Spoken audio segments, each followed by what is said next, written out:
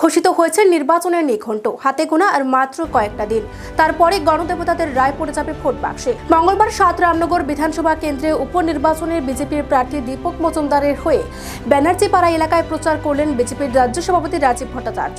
এলাকাবাসীরা যেন বিপুল পরিমাণে ভোট দিয়ে দীপক মজুমদারকে জয়যুক্ত করেন, তার জন্যই ভোট ভিক্ষা চাইতে মাঠে নামলেন প্রদেশ বিজেপির রাজ্য সভাপতি। এদিন শ্রী ভট্টাচার্য ছাড়াও উপস্থিত ছিলেন প্রার্থী দীপক মজুমদার।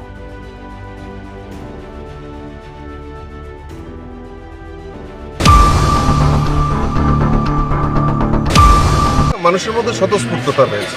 দেখুন, মোদিজির বিকল্প কেউ হতে পারে। এই ভারতবর্ষে যতই ইন্ডিয়া INDI এর জোট হোক আর যাই কিছু হোক, অর্ধেক জেলে চলে গেছে, অর্ধেক জেলে যাওয়ার জন্য অপেক্ষা করছে। দুর্নীতিতে তারা নিমজ্জিত। কিছু লোক ভারতীয় জনতা পার্টিতে সামিল হয়ে গেছেন। কাজে এখন ওই ইন্ডিয়ার শুধু আইটা বাকি আছে।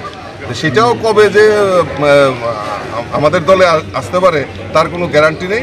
আর গ্যারান্টি যদি দিতে পারে আমাদের মোদিজি দিতে পারে, মানুষের গ্যারান্টি। এবং আমাদের এই সমাজের মহিলা হোক, যুবক হোক, সরকারি কর্মচারী হোক, কৃষক হোক, তাদের গ্যারান্টি আমাদের মোদিজি দিতে পারে। তো মানুষ গ্যারান্টির সঙ্গেই চলে।